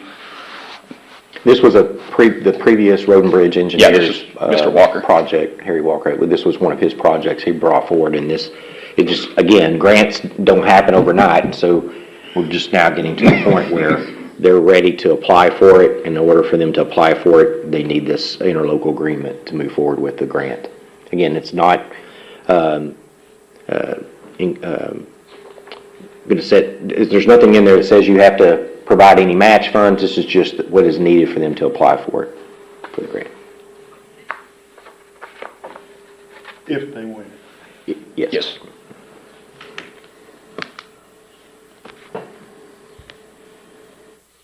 Is there any concern with the pedestrian walkway that's being built right there that would cause, because there's a concern right now, currently, right? So if that prolongs, would this affect, who is in charge of the pedestrian bridge? So the pedestrian bridge right now is a TxDOT jurisdictional project, but for starters, is blazing speed as that project's going, there's no way that I see this grant going faster than it, even at the worst case. That bridge is in kind of the final steps right now between TxDOT and the contractor. I don't see these overlapping for starters. For second, we could just scope around that and choose to do something different. So it's moving, the pedestrian is moving. We've been having I wasn't meetings. aware that it was progressing. It's slowly. It's, Okay. Mr. Mayor, I move to approve the interlocal agreement between the City of Navasota and Grimes County regarding potential temporary jurisdiction of the Brozick Avenue Bridge project site. Second. Motion by Mr. Fultz, second by Mr. Gessner to approve the interlocal agreement between the city of Navasota and Grimes County for a potential temporary jurisdiction of the Brozick Avenue Bridge project site. Any further discussion? All in favor say aye. Aye. Any opposed? Seeing none, item carries. Mayor and Council.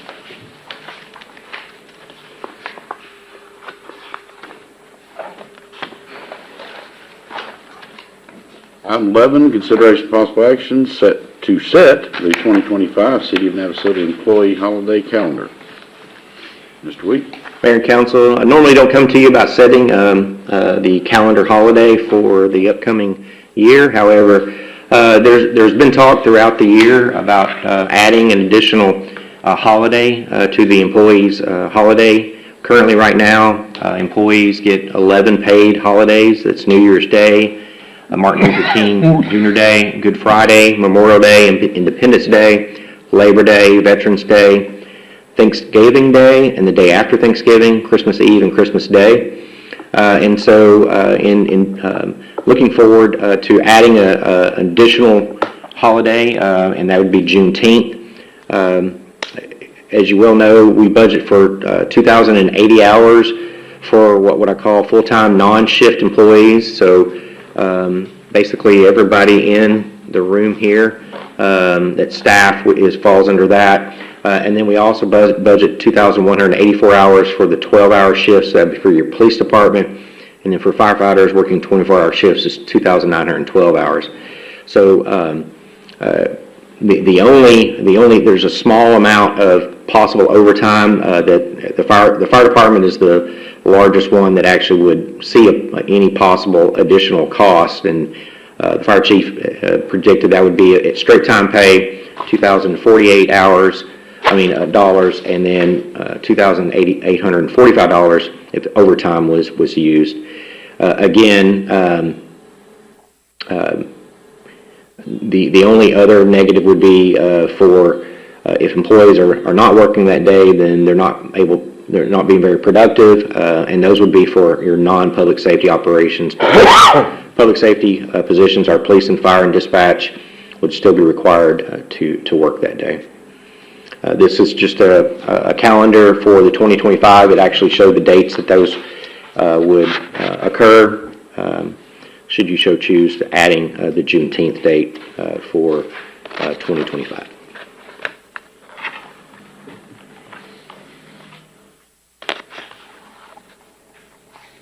Are these the same dates as the counties? I would not, I have no idea. I think they get more. They do? They They get a lot. I think the county follows the state. I think the county follows what the state is. Because I was thinking we had Columbus, or I thought we had that. Columbus Day's been going a long time. Say it again? Columbus Day's been going a long time. Yeah, but what's the, well, it doesn't matter. We compressed President's a couple of things in the President's Day. Is Juneteenth, state, just state, or is it state and national? State and federal now, and. National. And, yeah. And there's, That's Navasota ISD, pretty much. I don't know. No, Like for Mike. guy. Mike's saying no. Navasota calendar? Yeah, lot more days off. yeah. 2 weeks in the fall, 2 weeks in the winter. Of course you'd say that, right? You'd like to go with theirs?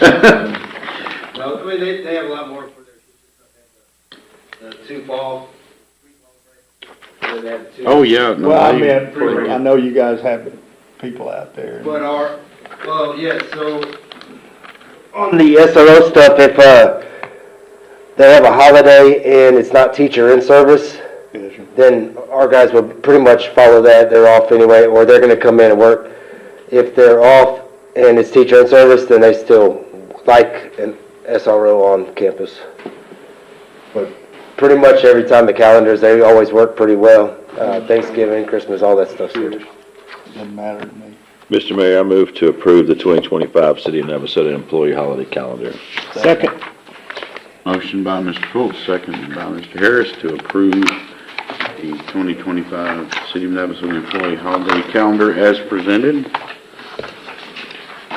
Any further discussion?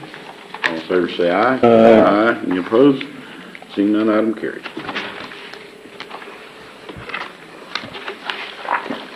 Back to item 12 is going to be back to the budget, which is discussion if needed for the proposed annual budget FY 24-25. Mayor and Council, as I mentioned during workshop, our public hearing on the budget and the proposed tax rate will be at our next council meeting on September 9th. And then the last meeting in September will actually be the vote on the budget, the tax rate, utility rate increases, as well as the Republic Services rate increase. And so what's changed, and I don't have anything in your document here. Ideally, once we come to the public hearing, I actually will show any changes that we've made in the budget. As it stands right now, from the last meeting that we had, the only change staff's made is adding the 3 Motorola traffic train cameras. That will increase the police department's budget by $20,000. That will decrease your available fund balance by $20,000. And when you look at the overall amount excess fund balance percentage, it reduces that from 29.8% fund balance to 29.7%, so 0.1% reduction. So what I'm trying to get from you tonight is based on everything that was presented to y'all at the workshop that we had the last council meeting. Are we good to moving that forward with the public hearing? If not, this is your time to let me know what your desires are moving forward, so that when we come back at the public hearing, that we'll have that solidified for the public hearing and public comment section. Do we have any more information about the partial funding by Grimes County on the high water rescue vehicle? So my understanding is council or commissioners' proposed budget that they are presenting to commissioners for approval includes an additional $10,000 for above and beyond what we normally see for the fire department. So originally they were funding $105,000. We receive $115,000. In addition to that, the library requested additional funding, and I think it's $3,500 more for that. So total additional funding from the county for services provided by the city is $13,500. But is that $10,000 going towards the rescue unit? It was just to the fire department. That's all. It'd be up to us to where we allocate it. Because nothing, I think, within there, it just says fire department. We purchased a new fire engine last year, spent $1 million on it. There was nothing specifically that they fund that say they're paying a portion of that fire engine.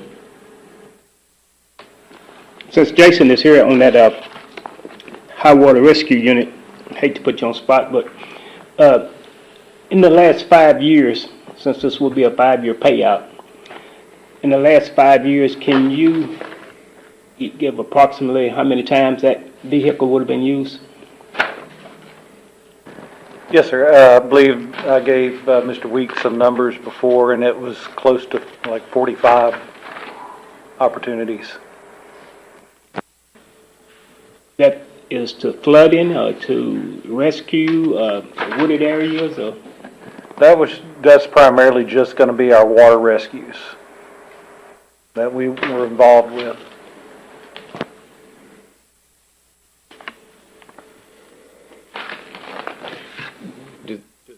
Does that actually include the county's search for the young child that the county mentioned at their meeting? I didn't add that into those numbers, but I mean, we could have used it on that one, and there was I think we've had 2 other on land rescues that we assisted with this past year that it could have been used on.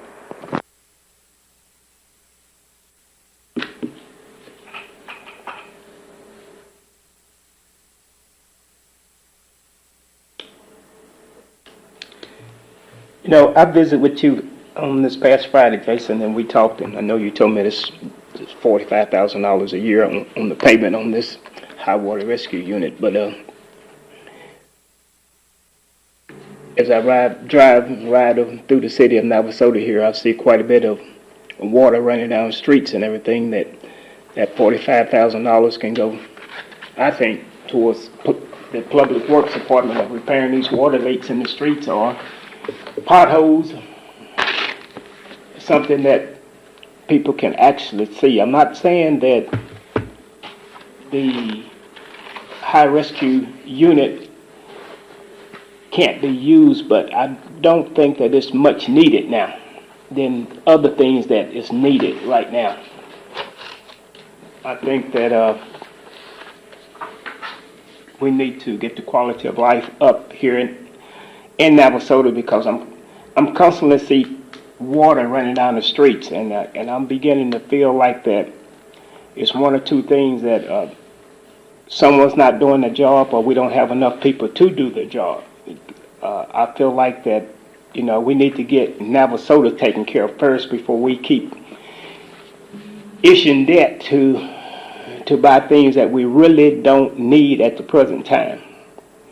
I could see if maybe that the county took the lead on this and we could help them out, but sitting here listening at the meeting on the last time we had, that no one in the state of Texas have one of these vehicles, and we're not down in Galveston on the border or something that we constantly would use this. I think it would stay sitting more in the fire department park than use. Well, I will add to that and just say that I think that our fire department and police department want a lot of tools, and we should be able to provide that to our citizens, as many tools as we can afford. I don't know that this is just like insurance. We're going to spend a lot of money, and we only will need it if we actually really need it for, that one case, and we'll say, oh yes, we did great. But other than that, it's a lot of money to just have. And so, I don't know, it kind of is overwhelming to think about the price tag and all the other things that we see our citizens want.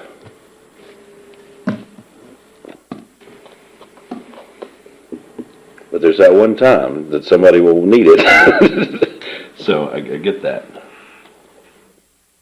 Let me say, and I get where y'all are coming from, if we use it one time, if we use it 10 times in a year. It's a new tool. And it gives our firefighters an opportunity to do their job more efficient and safer. When we have to walk into these unknown waters, stagnant waters, they cut their leg, they get an infection. That's what we're trying to prevent. Mr. Weeks went out with us a few times on some water rescues this past year, and he witnessed what they had to walk through to try to save a gentleman. So. I understand that, but we have a citizen that came here and told us he's got the same thing in his backyard whenever it rains, and the street on, not tonight, but in the past, and Foster Street, where we have some issues. So I get what you're saying. I would love to have an additional $500,000 to say, okay, we need this. But when just thinking about, we have people that don't have dry streets whenever it rains, or flooded streets whenever it does rain, we might need to look at spending that money somewhere else. But that's probably the biggest thing that I have been contacted about, is spending the money for that.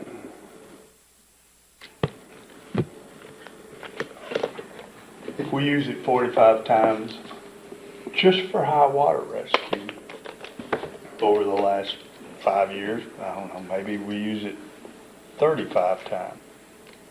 And maybe we save somebody's life. Yeah. What's the value of that? That one person? Cheap investment. Like you say, it's an insurance thing. And if it helps them do their job safer and more efficiently.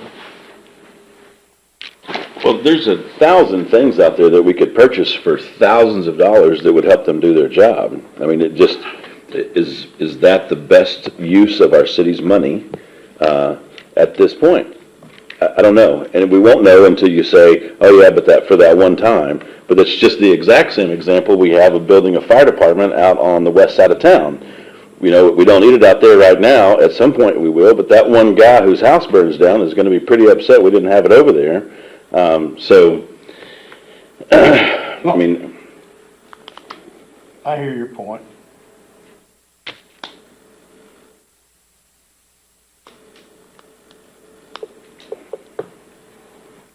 and we have this pool thing that we were just talking about. And park, sorry.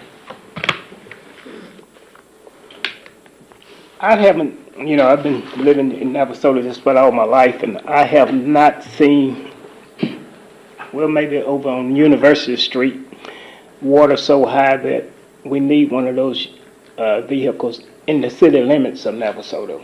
Now, in the county, and the one that you all had to rescue out by Shady Oaks, a mobile home park, that's in the county. That's not in the city limits. And once again, if we've got that in the budget, I would like to see it go towards the potholes and fixing water leaks in the city of Navasota, because we've got numerous leaks. You drive down any street any given day, water is running down the street, and we need to get that fixed.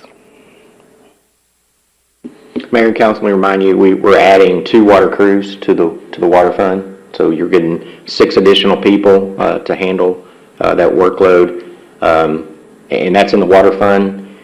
This purchase is in the general fund. By not doing it, it won't have any relation to providing additional staff or any equipment or anything needed for water leaks. I will ask, I don't know if Jose got me the numbers, but Jose, how far will about $46,000 go on potholes, street repairs, that type of stuff? How far, any idea? Did y'all put some numbers together? Can you come share with council on that, if you know? Or John, whoever. Get some going here real quick. Mr. Mayor, City Council, yeah, $46,000, it really doesn't probably include, you can probably pave 1 block of the streets if we're doing any infrastructure on the street. you can probably buy a lot of potholes, but it's not really repairing the street. So $46,000 is really not that much towards it. If that's the kind of like the question you're asking. Yes, sir. Yeah, I like the way you redirected that, but I still think it's $400,000 or whatever the number is for the thing over the period of time. And we can take money from this pot or that pot, but it's going to deprive some other something from money that could be spent on some project. So I think you're saying 46,000, I think it's the number that we saw in the paperwork, but it's over 5 or 6 years, which is 200 and something thousand dollars, 400,000? What was the number?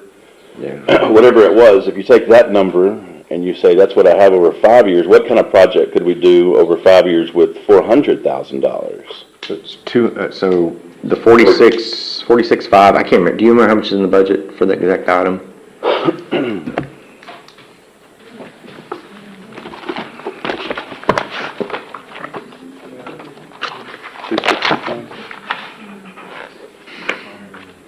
$46,800. So it's $34,000 more than the vehicle.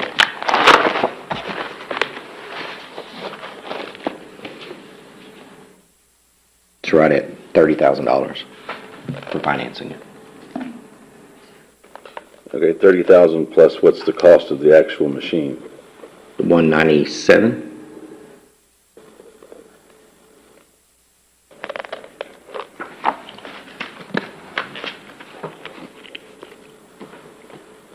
I hate to get caught up on that. It certainly is a huge pill to swallow when we could take that money and use it for things that we know we need right now that could help somebody's property not be flooded or fixing potholes.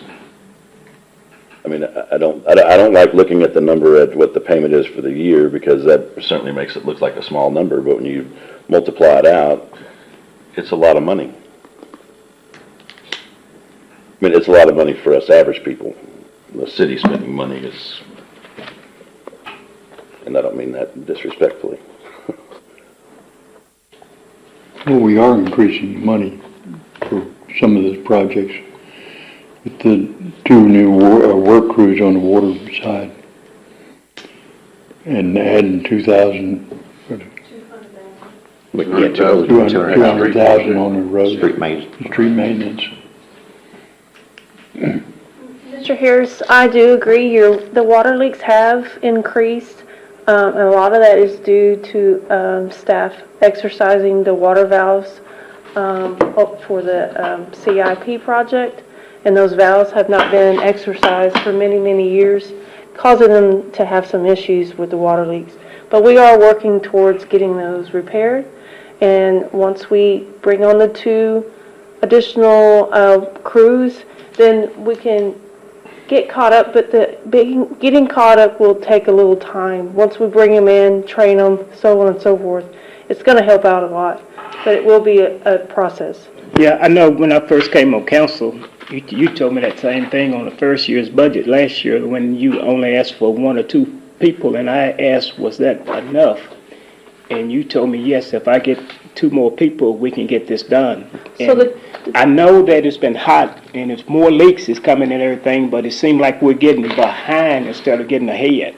Yes, sir. So the 2 staff members we added was 1 for the street department and 1 for the wastewater. But you told me, because I asked a question when you were standing over here with Jose, is that enough? Because I had been riding around town, listening to everybody talk, and that was the #1 gripe. Water's running down the street. And it's still running down the street. Yes, sir. And we are working towards getting those repaired. Yes, sir. Councilman Harris, I would remind you, back then was before we actually started the CIP project. As I mentioned in numerous meetings, the CIP project that we've done is not something that this staff has ever taken on. They had no idea of the amount of issues that they would have trying to manage that program and the additional manpower that our Public Works is having to help with that process. They've learned a lot from the process. And moving forward with any additional projects coming forward that related to this, a large CIP project like this, we'll be able to plan it better. But it wasn't something that staff even knew how to, that last year when you asked the question, she had no idea the amount of stuff that she was going to have to deal with staff this year related to the CIP project, because they had just started on that project.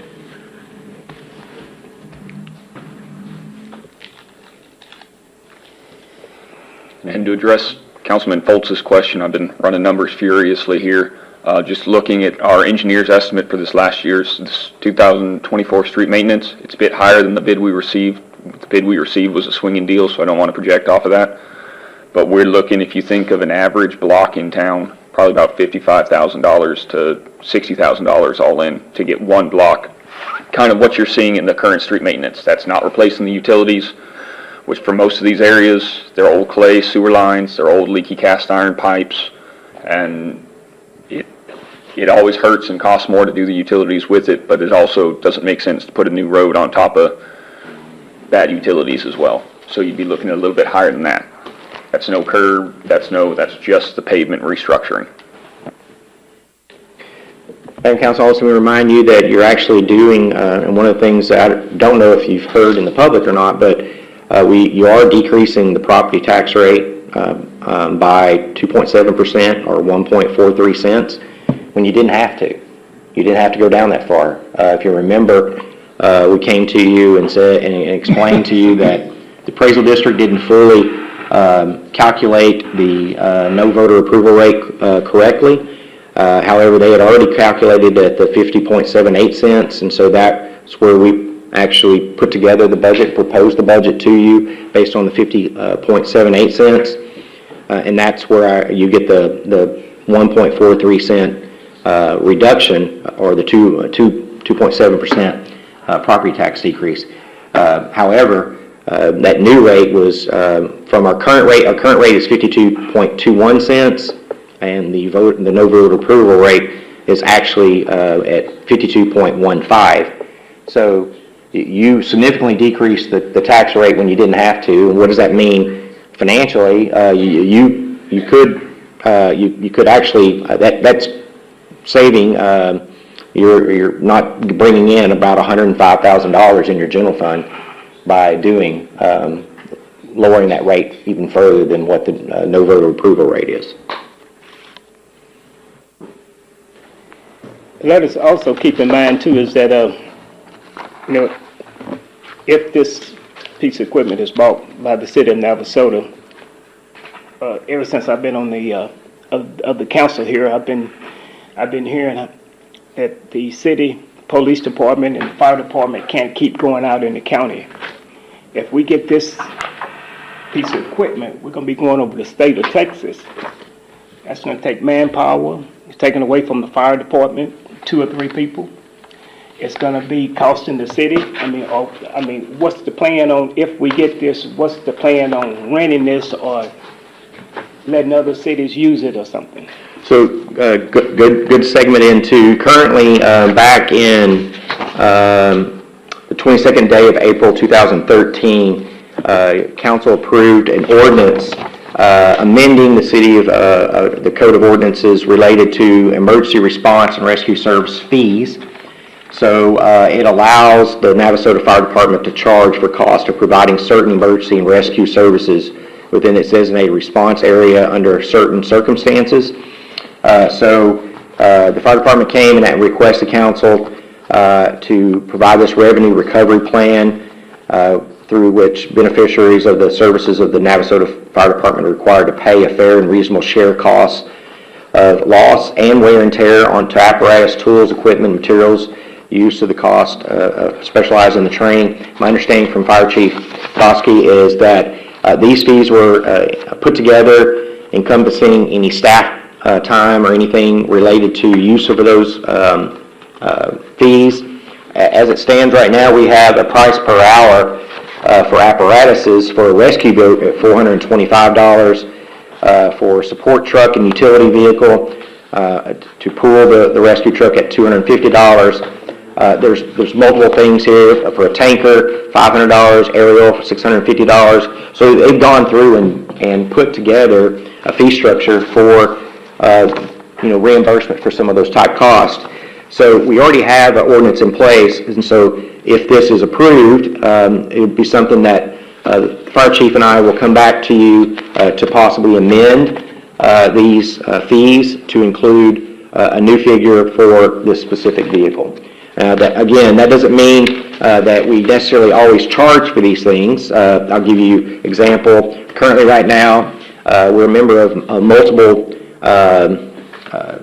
interlocal jurisdiction agreements with fire rescue. I know that many times College Station and Bryan will come down and fight fires. We don't, by the time we get called out to go their direction, they call us back and say it's already been taken care of, we're good.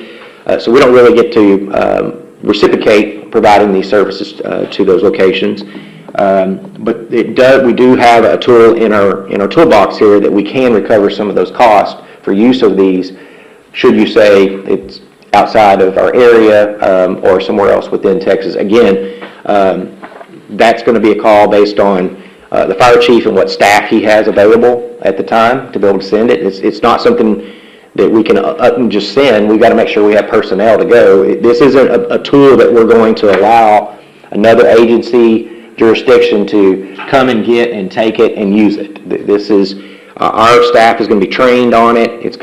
Our staff will go, and if it's going to be used, our staff will be manning that piece of apparatus. Did I leave out anything, Chief? The only other thing I'd add is if you mentioned responding throughout the state of Texas, if we were to do that, we would be participating in what's called TIFMAS, the Texas Interstate Fire Mutual Aid System, in which then TDM, Texas Division of Emergency Management, and FEMA would reimburse us for the equipment and time. So like, just say for instance, I'm gonna just throw out the city, just say Brassport. If you get a call from Brassport and we had this unit, it would take at least, 2 to 3 people to carry this unit over there? Most likely it would take 2, yes. So that would pull 2 firefighters that's on duty away from... It would be a response to Brassport would be a response through the TIFMAS system, which is a state response system. And there again, they would pay for our staff and the equipment and the staff that we would bring in to cover their spots. They would respond as a task force. It wouldn't just be us. It would be a large group going down.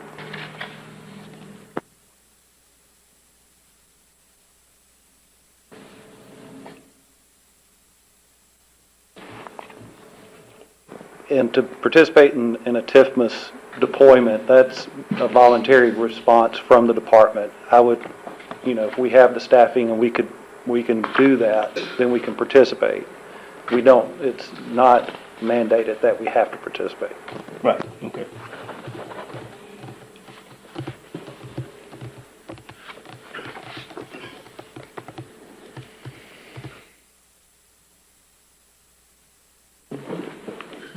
Is there any other concerns in the budget or anything? Okay. All right. That's all I got. Okay. All right. Adjourn.